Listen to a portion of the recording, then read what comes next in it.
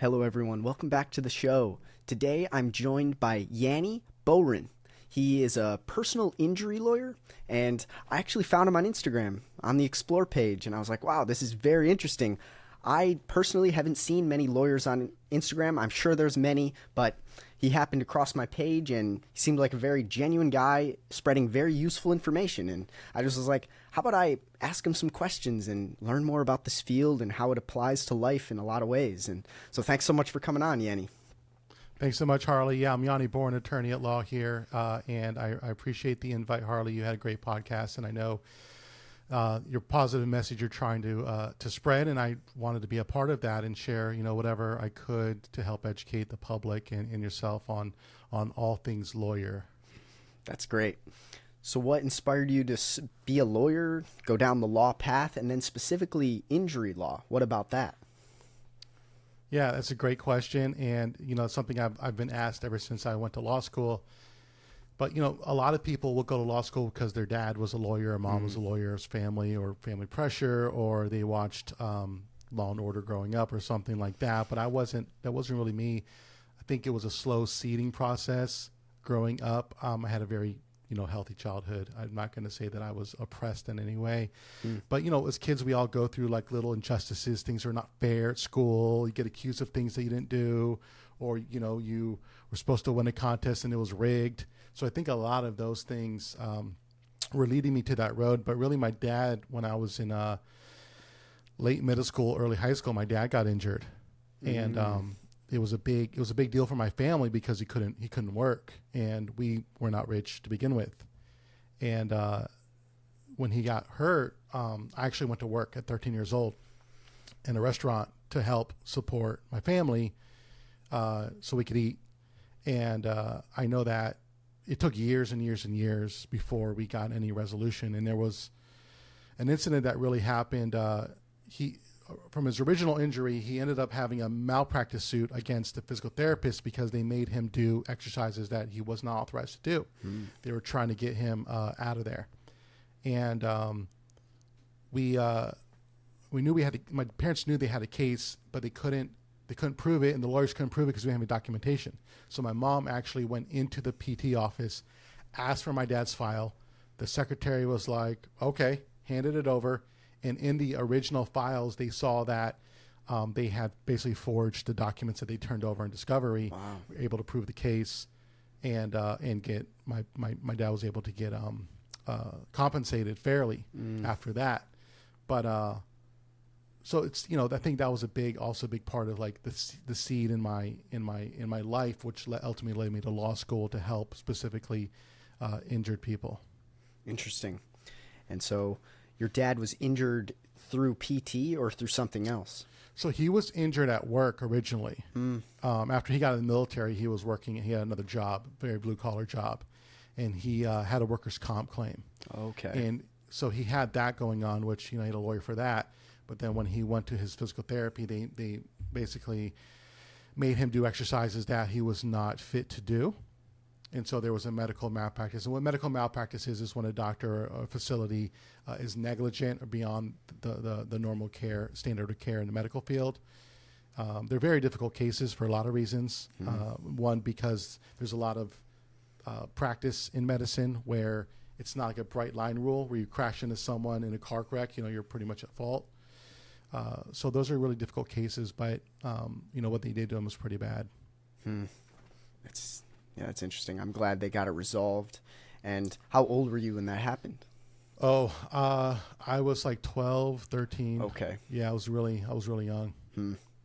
And did you, from then on, kind of decide, well, law school it is, or you weren't sure probably? But no, I wasn't sure. It wasn't, because again, my family is very blue collar. My dad was enlisted in the military. My mom was worked at restaurants.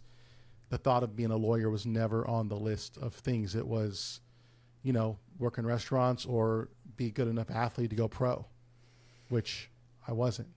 So the law school came just a little bit after college, kind of figuring out what I really wanted to do and where opportunities were to help people and to make a living. Sure. And once you, I guess, passed the bar, how did you start off? Were you working in a like a law firm, or did you just start Yanni Law right then? Yeah. So I passed the South Carolina bar first. So that was my first state I was licensed in. And I went to go work for a firm because I knew that I just did not have the skill set or experience to go on my own. I had a very good opportunity over my law school summers to work on the plaintiff side of things and on the defendant side of things. So that's the plaintiff being the person that brings the case, the defendant being the person that defends the case. And I got exposure to both of those. But what I learned mostly in that experience was like I knew nothing. I didn't know how to practice law. That law school doesn't teach you how to practice law. Law school teaches you theoretically how to think like a lawyer to prepare you to be trained to be a lawyer, which is where you do like apprenticeships or on the job training, things like that. But I was not brilliant or smart enough to come out of law school and say, hey, I know how to practice law. So I did go work for a law firm for a year, and I moved to California shortly after that, took the California bar, passed that one, got a job again. And then in 2014, I decided to just go on my own because at that point, I felt like I had a few years under my belt. And I had a client list that I could take with me and start helping people, myself. Man, that's great. And looking back on law school, what did you learn specifically in regards to how to think like a lawyer? What did law school teach you? Because does it have something to do with philosophy, how to argue, how to like analyze arguments for its validity? Or I'm just trying to think. I know some people, but I'm curious what you learned. Yeah, that's a great question too, because everyone asks, like, oh, what do you really learn in law school? I think it's like reading comprehension's one, understanding how things work just in the context of law, because we're on a case law, like Old English case law basis in terms of like how we do our law, most of our laws, right? And it's really not just that, but it's also how to persuade people to agree with your argument, right? And so a lot of people scream like, it's not fair. Well, it doesn't matter if it's not fair. Are you going to convince somebody it's not fair? That's the point there, right? And there's a lot of things that you learn. You learn about like public policy, like why laws are created. Sometimes they're not fair. They don't make sense, but it's good for the public good. Sometimes it's because that's just the way it was. Stare decisis, like that's just the way it is. So we're not going to disrupt it. And ultimately, I think it's just really having an open mind and being able to, whether you're right or wrong or whether you're popular or not, articulate your opinion with some basis in fact and reality, and not just, this is what I believe. It's, why do you think that? And why should someone else think the way you think? Right? Because what we're doing is we're trying to convince judges, random, jurors, opposing counsel, insurance companies, our own clients, constantly, right? Trying to persuade them to behave in the way we want them to behave. And understanding the law is one thing, but understanding people, I think, was the biggest learning curve in law school. It was very much psychological training on how to approach problems and get to resolution. I guess what specifically about human psychology did you learn? Yeah, something my mom already taught me that I didn't understand, that you get more flies with honey than vinegar. So sometimes a little softer approach, a more reasonable approach works a lot of the time, not every time. But if you're going to go in the dark and you're going to be heavy, handed, and you're going to be shaking your fist, you better have some leverage with you. Sure. You better have something to push over the edge, right? And finding ways to gain leverage and investigate and expose facts or find things out about the other side or the other party that you can use against them all creates a leverage. So that's, again, people were wired for like safe. We're wired for, protection. So if you can find facts or things in your cases that can expose the other side and expose them to something that's embarrassing or not good or it's going to hurt them, then you have some leverage there. So just a basic human condition. So you're saying it's kind of like having a soft approach can be useful for a lot of people, plus having concrete reasons behind what you're saying. It's like you can't just like yell the loudest. Whoever's the loudest isn't the winner. It's whoever's the most sound and valid in their arguments and who can articulate it the best in some sense. Is that kind of what you're saying? Yeah, I think that's probably the best approach. Of course, nothing is 100%. But my mentor told me, speak softly, carry a big stick. Because the big stick is what matters. And the big stick is your leverage and what really is going to push that person to behave in the way you want them to behave or do what you want them to do. Yelling and screaming, I've seen lawyers do it. I've never seen it work. All I've seen it is the other side now yells and screams back. Now we're in a screaming match. Feelings are hurt. People are pissed. And, you know, the idea here is like, I want to help you, help me. So if it's got to be tough love, it's got to be tough love. If I have to get draconian, I'll get draconian. But at the end of the day, like with a gun, right? The gun does no good if you have no bullets. You can point it, it might get them, but as soon as they find out you have nothing in there, you're done. You gotta have some ammo in your argument. Fair enough. And that's, you know, every day, right? That's what we do with every day with people. But whatever it is, like, hey, I want this, or else I'm gonna do this, so give this to me, you know. For sure. So yeah, it's just a lot more not arguing. People are like, oh, you're a lawyer, just argue all day. Like, I don't actually argue. I hate arguing. There's no point. I'm debating. I'm presenting my facts. I'm presenting my case. If you don't agree with it, that's why we have the system. We will take the next step. Which would be? Filing a lawsuit, filing a complaint, you know, litigating, contacting, you know. So a lot of times contacting your local congressman or congresswoman to get some action depending on your issue, depending on what's going on. You know, letters to CEOs are a very popular thing. They're very, very powerful. You write a handwritten letter to a CEO of a company with an actual sound, legitimate problem. Sometimes you can get some resolution. Fair enough. Yeah, that's really interesting. And have you seen this kind of trickle into your personal relationships in regards to like how to convince someone or give someone reasons without, you know, getting unreasonable about it? Oh yeah, all the time. I mean, like I avoid arguments, and my approach is like not so much, you know, you learn this reading psychology books and reading, you know, watching Instagram videos of psychologists or people about ways to approach things. And it's one of the things, like you're deciding for dinner, right? With your wife, your girlfriend, or whoever. It's, hey, do you want pizza? And they're like, probably not. But you could approach them, hey, would you be against? Would you be opposed to pizza?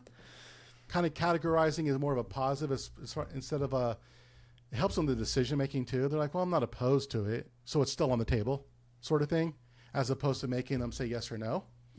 So a little bit of like softness in the way you ask the questions to keep them a little bit more vague, as opposed to having them commit one way or another. And you can kind of narrow things down. And it's kind of like in the law where we do depositions, or, you know, if I'm arguing with if I'm debating with a insurance agent, I said, look, let's get what we agree with, right? We agree we're hungry. We agree last night we had sushi. We're not going to have that. We agree that we want something relatively healthy, but not too healthy. So you'd agree that pizza's a contender, right? Oh yeah, well, pizza sounds good now. So there you go. Interesting. Yeah, I like that.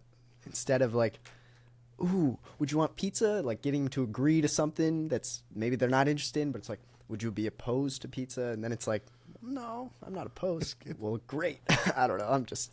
Yeah, well, it's kind of like eliminating the things that you know you don't want, right? So you're eliminating all the things that are definitely a no to funnel them into the yes, right? Interesting. So there's all kinds of, there's different ways to win an argument. There's different ways to convince someone to do things. You know, a lot of it also you have to know the person's personality, kind of get a read on them, see what makes them tick, right? Sure. But it's every day. I mean, I use it every day wherever I go, and not, you know, but the kindness wins at least a conversation. Sure. Right. Yeah, that's great. And so, yeah, diving back into, I guess, the courtroom, like, who are you normally negotiating for? Would it be someone that, like you said, maybe got ran over by a truck, or who was in an accident, or had malpractice? Does that make you a plaintiff or a defendant in this? Yeah, that's a great question. So I'm a plaintiff's lawyer. Okay. I only represent people. I do not represent insurance companies or corporations. Okay. That's not to say that a corporation or insurance company couldn't be a plaintiff. They are plenty of times in cases. But the plaintiff is the person who brings the action in civil court. Okay. In criminal court, it'd be like a prosecutor. Okay. In England, you may have heard barrister or solicitor. But in civil world, it's the plaintiff. So I'm a plaintiff's attorney. So I only represent people who've been injured by the negligence of others. And of course, it could be whether, sexual assault, trucking accidents, wrongful deaths. I have a lot of those, unfortunately. Just catastrophic injuries, paralysis, got ran over by an Amazon truck, got T-boned by a Walmart truck, something, where there's an injury to your body, brain injury, broken arm, things like that. So some pretty serious, cases. And how do you decide whether or not you want to take a case like that?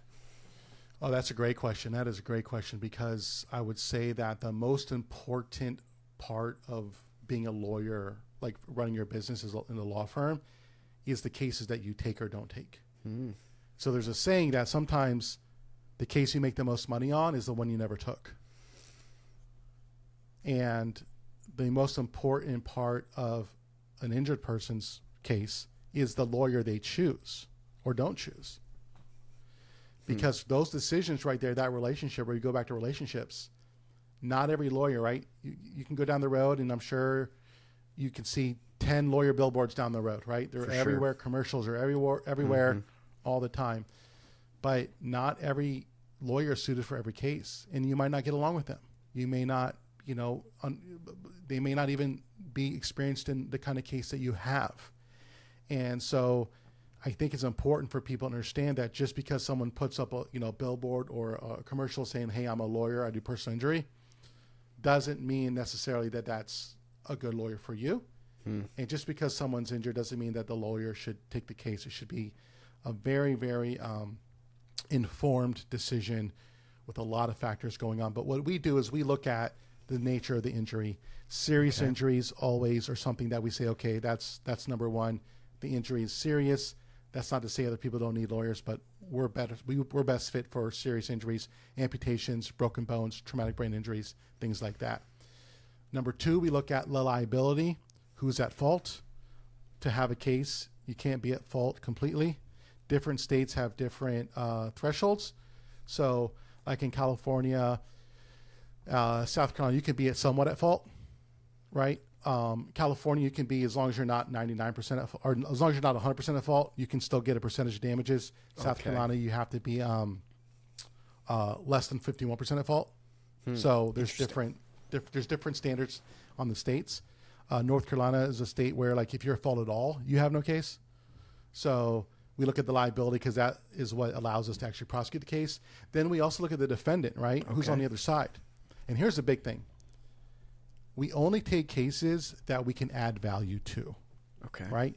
So if I get a case that's a wrongful death or some catastrophic injury, and the other person has like a California minimum of 15 grand or a South Carolina minimum of 25 grand, right? What do you mean by minimum? Oh, I'm sorry. Auto insurance minimums, right? So in the auto insurance car, there's state minimums, right? So let's say they just have the minimum policy, and I'm not sure what it is in Michigan, probably 15 to 30 or something like that. If someone lost a leg in an accident, their case is worth more than a minimum policy, right? Okay.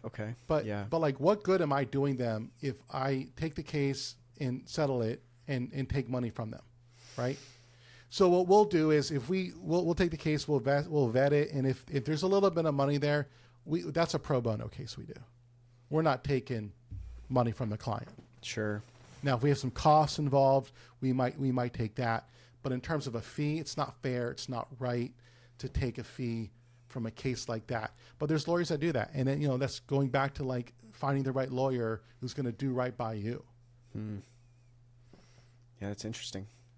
So yeah, those were kind of the main reasons that kind of make you decide.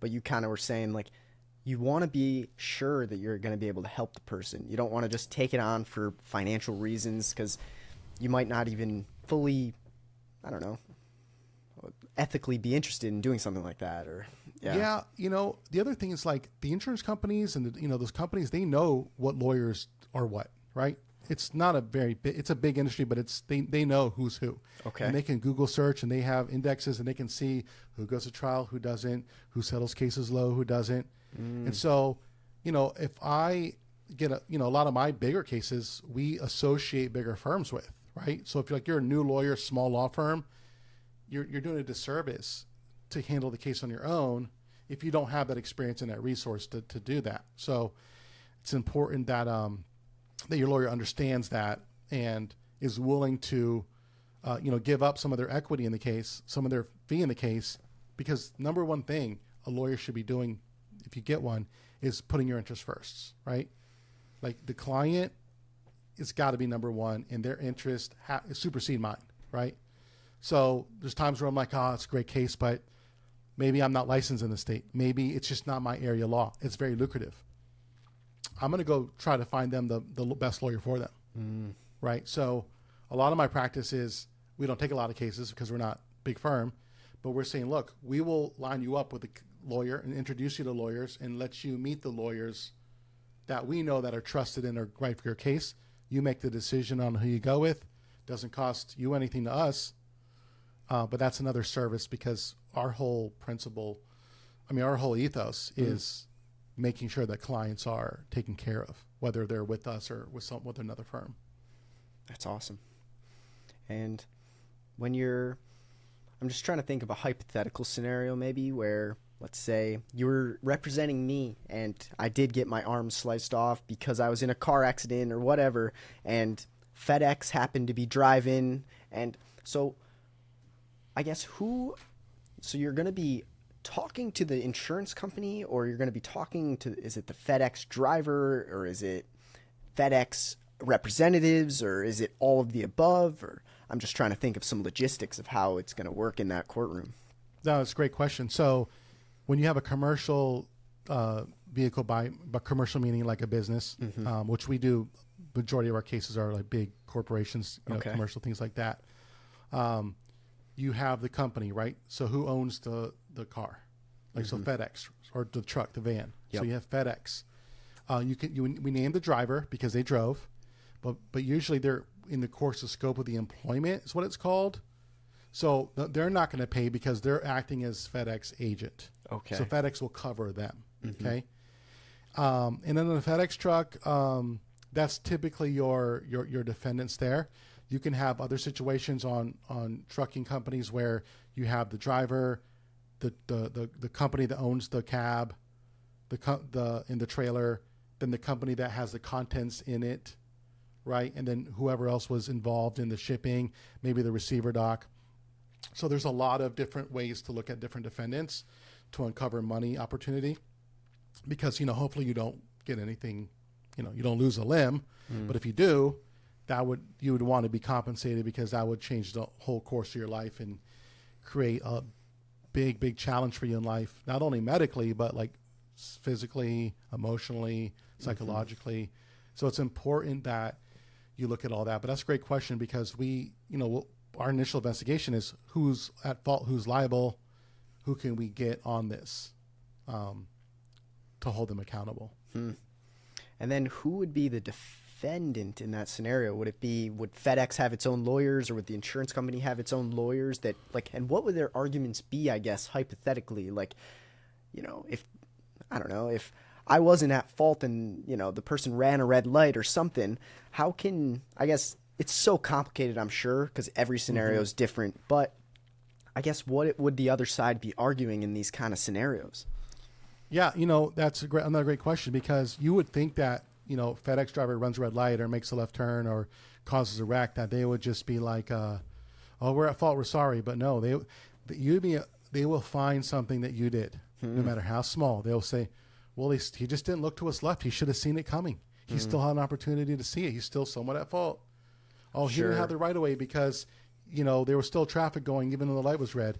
He had a duty to yield. He had this, he had that, all nonsense for the most part. Or they would say, like, was he on his phone, or was he on his phone? Was he distracted? Was he under the influence of anything? Was he driving? Were you driving too fast? Were you driving too slow? You know, why were you? So because so much money is at stake on these cases and so much is at, on the line for them, they will just come up with the most, they'll say, our driver's, the sun was in we've had this before. The sun was in our driver's eyes. It was an act of God. He couldn't see. He's not at fault. Fair enough. So, I guess. I mean, anything, they just throw mud at the wall because sometimes juries just believe the nonsense. They just, you got 12 random people that are off the street that you get to present your arguments and, they'll say, yeah, we're at fault, but it's not that hurt. So you shouldn't pay him that much money. That's another tactic, right? Just saying like, yeah, he lost an arm, but he's better with one arm. Girls like him more with one arm, or whatever nonsense they come up with, they will come up with to try to deflect, or they will say, he's got a shady past, or he's got something, bad about him that the jury's not going to like. So let's bring that up. So when it comes to money, you people will go to companies will go to any length to save $1. Interesting. And maybe you're not allowed to give this, but what's the probability or, what's the probability of success for your clients technically? Or, it's probably, you don't want to probably give a rough number, but on average, are you normally able to get the jury to kind of see that? But I guess this question isn't even that great because sometimes your person might be more at fault than other times. So I'm just. Yeah, no, it is a good question because I think what you're asking is, what's the chances of winning a case, generally speaking, right? And of course, it depends on the facts. It depends on a lot of things. It depends on quality of lawyer you have on both sides. But I can't ethically or in business guarantee a result, right? Yep. Do not guarantee results. What I tell my clients is I guarantee if we take your case, we believe in it 100%, and we're going to give 100% in prosecuting it, and we're going to see to the bitter end to make sure that we do right by you, because not every case is one. I've lost cases. Everyone's lost cases. For sure. If you don't lose cases, that means you're not taking any. You're not trying cases. You're not in the courtroom. No one's undefeated. So what we say is in our case evaluation, so the big thing is we don't get paid unless we win the case. Okay. Right. So it's no risk to our clients. The risk is on us. So all the money it costs to prosecute, the court fees, the experts, all that, we pay out of our pocket. And if we don't win, we don't get that back. And then all of the time we spend working on the case, our clients don't pay us anything until we get paid, and only if we get paid. There's a saying that most lawyers get paid per hour. We get paid perhaps. Interesting. And that's not my saying. That's a buddy Bob of mine said that, and he came up with that. I thought that was great because it really is true, because there's no telling, and it could take years. I mean, I've settled cases took 5-6 years to settle. Wow, they're very complicated. Some cases I've settled in 2 months, but at the end of the day, we have, from the business standpoint, you have to take cases that are winnable, because you have to be able to not just make money for yourself. You have to do right by the client, right? I don't want to build them up and say, oh, I want to get you this money, and then 2 years later they've spent all this time in litigation or stress, and I'm like, hey, sorry, we lost your case because we couldn't win it anyways because of XYZ. So the most important part is how we front load our investigation, and we really vet our cases to make sure that the chance of success is maximum. That way we know that it's a win-win for everybody. By analyzing those factors that you were talking about before, doing a deep investigation of each one of those, kind of? Yeah, that's right. You're looking at, obviously, the injuries. You're looking at the liability, and you're looking at the available money, who the defendant is. Right? Because you can have great injuries and great liability, and then you have someone, look, I just resolved a case for a client here in South Carolina, and the guy that caused the wreck had no insurance at all. None. Ooh. And that's devastating because my client was in the hospital for a month. And that's a case that I wouldn't be able to take.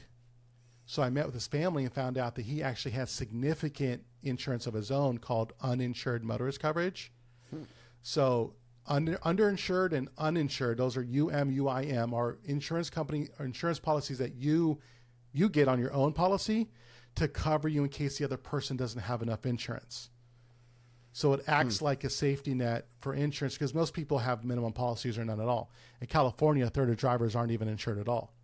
So the fact that he had that, we still have to fight an insurance company. Your own insurance company becomes adverse, and they act like the other insurance party, right? They act against you, but they still have, to be held accountable. So we were able to get his claim settled for his policy limits, which were significant, thankfully. But it took us about 10 months to do it. We still had to fight his insurance company. But the thing is that the money was there to go fight for. Sure. And so I'm always screaming from the rooftops, and I do free insurance reviews for all my clients and anybody. I'll look at their pages and be like, hey, this is what you should have. And it's not expensive to get that coverage. It's a few bucks a month. Insurance companies hate when you get it because it's so cheap, but then they're on the hook because they know how many people don't have a lot of insurance. But it's part of my intake packs and my closeout packs. I'm like, hey, and I've had plenty of times where people got it and then got hit later and were like, thank you, or didn't get it, got later, and they were like, I should have done it. And I'm like, oh yeah, it's just really, really important. These are things that most people, you look at your insurance thing like once every few years, sure, just say whatever. No one even knows what they have. So it's just really important that you protect yourself. Sure. Because you don't want to count on someone else protecting you, because people don't care for the most part when it comes to that, And you're saying you help people get this kind of personal insurance. It's kind of cheap, but it kind of covers them in case these scenarios happen. What kind of insurance is this called? Yeah, so it's UM or UIM. That's uninsured motorist coverage, and that's when the other person has no insurance at all. Got it. Underinsured motorist coverage is when they just don't have enough. Let's say they just had minimum, or let's say they had $100,000, but your case was worth $1 million, right? It just didn't. It wasn't enough to cover. Got you it. get your own it's called first party coverage, and it protects you in the event someone else hits you, and that way you at least know, right? Peace of mind, like, hey, I'm covered on these crazy roads these days because it's dangerous out there. For sure. It's and it even covers you if you're a pedestrian too. People don't realize if you're just walking down the street, get hit by a car, you also can use it there as well. That's cool. And yeah, I kind of want to bring up something that you kind of said a little bit ago, which was where you're like, yep, I got to kind of convince a group of 12 random people and the judge. And I just want to get your perspective on, like, what's your opinion of the justice system? Do you have faith in the current way that it's done, or would you have any critiques on how you'd want it changed? Or it's probably a hard question, but I'm just curious. That's a great question too. The bottom line is that no system is perfect. Yeah. So I got to start with that. Totally. And if you've ever been abroad or have seen, I went to Greece last year and I got to meet with some lawyers and look at their system. And I've studied a lot of other, legal systems around the world. I met some Japanese lawyers earlier this year in March in Chicago, and we were talking, and I'm telling you, the system we have here is just far and above better than anything else that I've ever seen. Nice. Now, that said, it's not perfect, and it is maddening sometimes when you have the right law, you have a great argument, and the judge just says, nah, don't agree. I'm going to rule this way or that way. And, you see it in Supreme Court rulings, right? Everybody tunes into the law once every year or every couple of years when there's the Supreme Court comes out in June with their big decisions. And this year especially was a really, really big one. And then everyone's a legal scholar and a legal expert, and they're like, we need more Supreme Court justices and this and all that because they didn't get their way. But, it's frustrating, but you have to trust the system and believe in it in order for it to work at all. Sure. Right? And the system, as it's designed, is imperfect because we're imperfect as humans. Okay? I do not want robots taking over. I do not want algorithmic judges and juries in the box, no matter how perfect they are, because I think it just takes our humanity away, and it really just takes our system to a point of like, what's the point of us even living? I'm an anti-robot for the record, but it's just one of those things where you got to live and die by the pros and the cons of it. But it's a beautiful system in its own right. And the fact that you were giving, we're empowering 12, the entire community, right? to sit 12 people at a time in a box, or 6 people at a time, or 10, whatever the case is, to have that opportunity to be a part of something, greater than themselves, and give to the system, the justice system, which technically we don't have a justice system. We have a legal system. Okay. Because you don't always get justice. Right? Mm. How many times everyone walks out and be like, yep, justice was served. Not always. I mean, Amber Heard didn't think so. Johnny Depp sure did. Mm-hmm.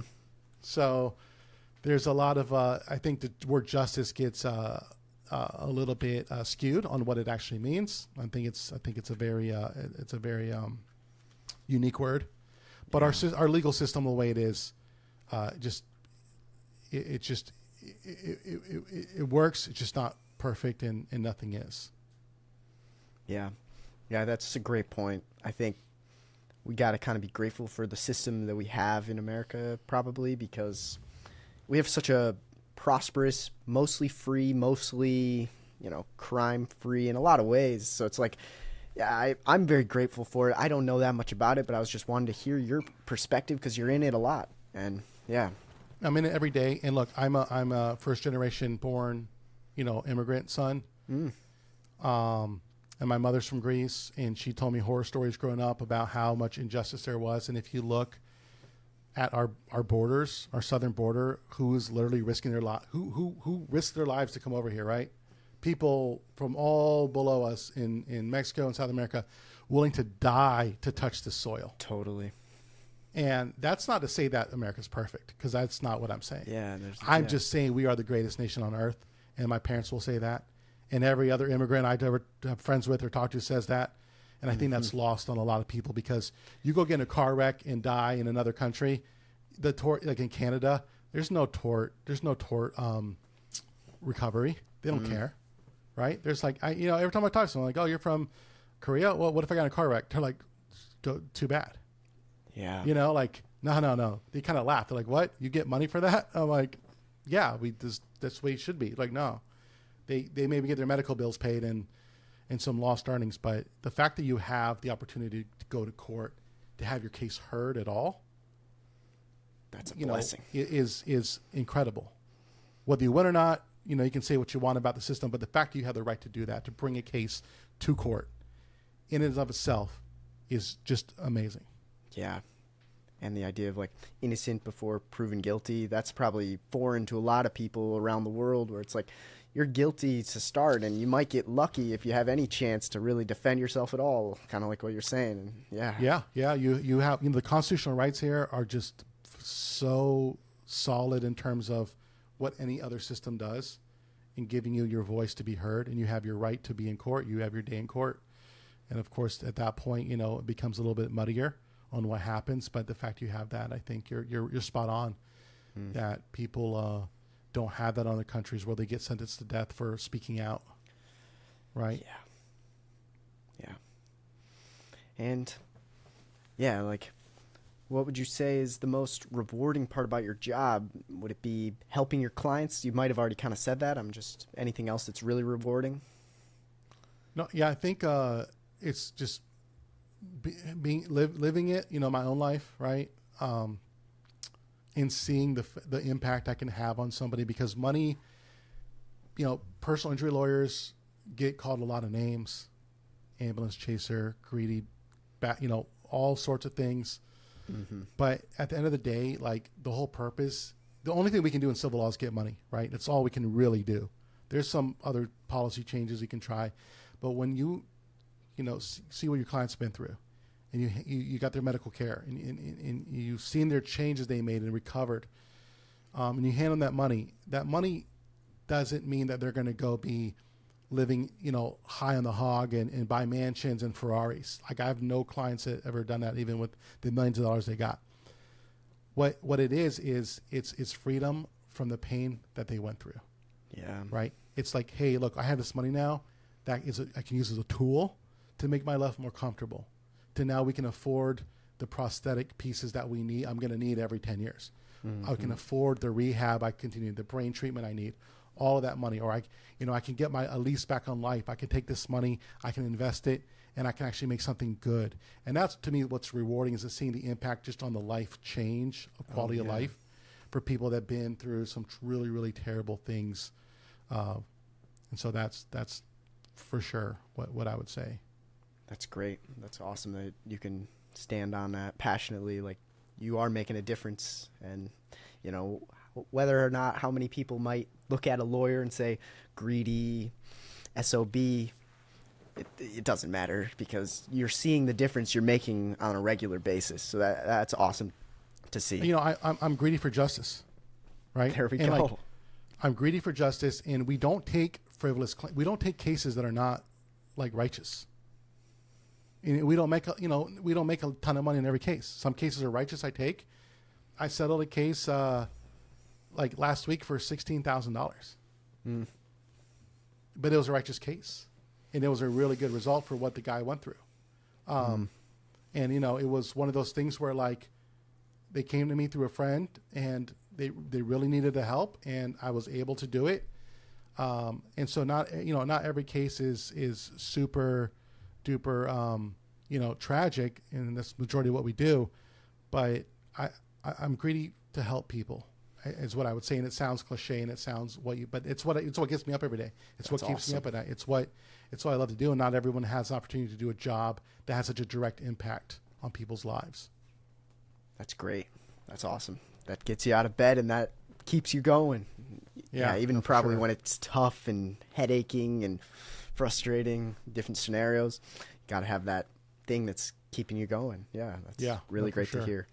Yeah. But the next question I have for you is, how does Yanni Law operate in the sense of, from a business perspective? How many people work for you? Do you have any other partners?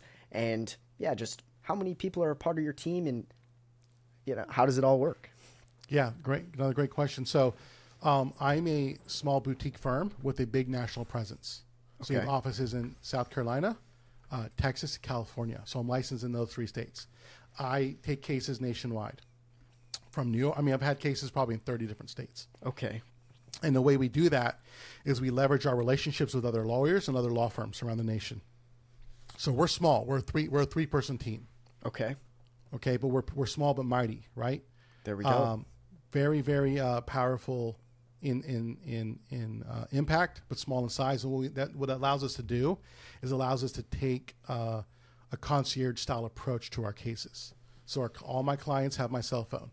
All of them have my I meet every single one. I talk to all of them. I have a relationship with all my clients. I don't have a bunch of hundreds of files where the clients see me, in the marketing material, but never going to meet me. But, we go back to relationships. Leveraging those relationships and co-counseling with other law firms is very important, because not only am I able to help more people, but I can get them to the right lawyers for their case. So, I can't take a case to trial in New York alone. I would have to associate another firm in anyways, because I'm not licensed there. So that's how we do it. We just have a really good network of referral partners and co-counseling lawyers that have been vetted, tried and true. We've worked with them for years, and we're able to kind of run our operation that way. So you have 3 main lawyers, is what you mean by it's a 3-person unit? I'm the lawyer, and then we have a case manager and then a legal assistant. Okay, interesting. And out of those 3 branches, you don't have any like secretaries in those branches, or like no other employees? I'm just curious. No. So our legal assistant does a lot of the behind the scenes work. Our case manager does a lot of the front line with the clients and making sure that they're being taken care of and they're going to appointments. And then I'm heavy on the legal side and kind of overseeing those operations, making sure that the cases are coming in, are getting routed to the legal assistant and the case manager, and that the cases going out are coming back to me so we can get those settled and get the clients our money. Oh, nice. Okay, that's really cool. People think like you have to have 1 million people, but if you have good systems and you have good people, right? My 2 employees are like 5 people each, just because they're so good at what they do. That's awesome. Right? And so it's so efficient. And we spent years building our systems and years building our network to where we have things just run very, very smooth. And we use a lot of technology, legal tech, in our business to leverage a lot of the work. That's great. Yeah, systems are, you don't rise to the level of your goals, you rise to the level of your systems. It's like you got to build your way up there, it seems like. That's true. It's and really cool to see. Yeah, no, it's really important. And for, if I could go back to day one, I would definitely spend a lot more time building it out to begin with. Because, when you have 5 cases, you don't need those systems. The problem is now you have 50 cases and you needed those systems. And it's a lot harder to curate a system with 50 cases than it is with 5. For sure. If you're wearing too many hats, you're going to be spread thin and you're not going to be able to give your full attention to each client, and you might get burnt out. And that's right. Yeah. And that's right. And then I'm curious, what's your main motivation for posting on social media? Like, what inspired you to start doing that, and what's your goal with it? Yeah, I think we get caught up in work, right? I get caught up in the law, the daily grind. And the social media, number one, is an outlet for me to kind of just express my personality, to get it out there, right? To just make videos. And a lot of my videos you probably haven't seen, but videos or posts or whatever. And it's just a good way to connect with people and meet new people, like how we met, and really educate and try to get good information, because we're in the age of information, but now we're in the age of misinformation, right? Totally. It's like I see all day long just terrible things online, whether it's legal related or not, that are just patently untrue, or just completely false, or completely wrong, or just bad advice. So I want to be a purveyor of good and offer good advice that also offers some entertainment value, that's engaging and catchy, and try to help people. And I get to help a lot of people that reach out to me through those channels, that otherwise maybe would not get help or not get the help that they deserve. So main motivation is just to like spread good information, and then if a good byproduct of growing my business comes from that, then so be it. That's great. That's cool. Yeah, I bet there's a lot of lawyers that are kind of old school that would never even consider it, and this could be a huge lead channel, it seems like. So it's really awesome. And you get to motivate people for free, too. Yeah, I mean, people think lawyers are expensive, and so, again, you don't pay me, my clients never pay me anything. I mean, the check comes from the insurance company, it's all built in. So they get one check, and so they're technically paying me out of that, but it's not like, they got to pay hundreds of dollars an hour, or they have to come up with a bbig retainer, because it's not the kind of lawyer I am. It's just completely contingency. So that's another thing, is that people don't realize, they're calling, how much do you cost? I'm like, well, here, this is, I take percentage, but you don't ever pay me anything. And so it's a good peace of mind that we bear the risk, and there's really no risk to them. And so, the thing is like giving the information, because I want to add value. I want to show like I can give you value. And if I can't, I'll tell you. Mm-hmm. That's awesome.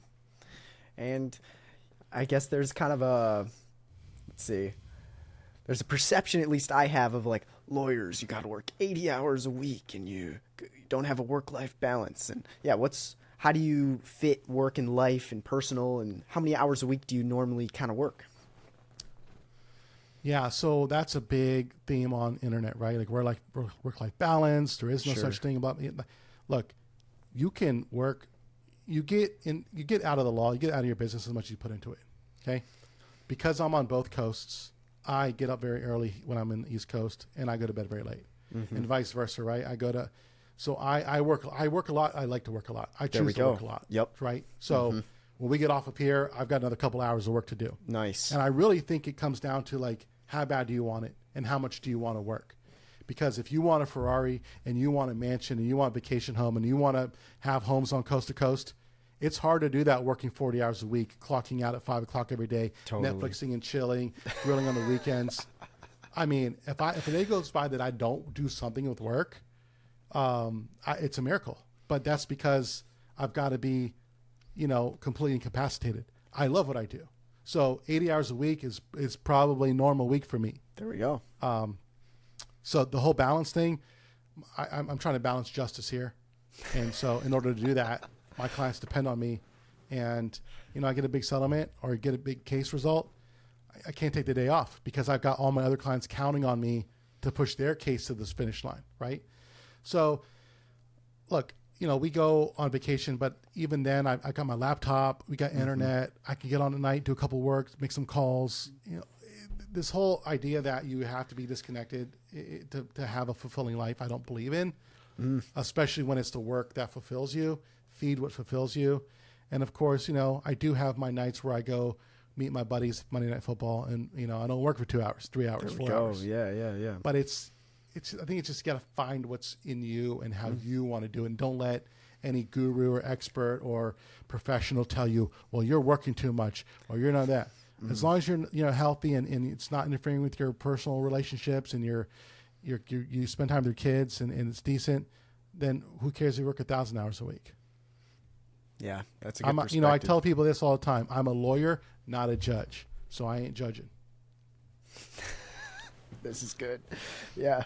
I also am I'm motivated by getting responsibilities done, like checklists, and every day having a list of a lot of things. And, I go to school, I have a few businesses. This podcast takes a long time, but it's like, these are the things that fuel me. And it's like, once or two nights out of the week, I can hang out with my woman, and that kind of recharges me. But it's like, other than that, I love grinding. But yeah, I fully agree. I think there's a lot of people that just want to put in the minimum and then want to expect a huge result, and you're just not going to get it.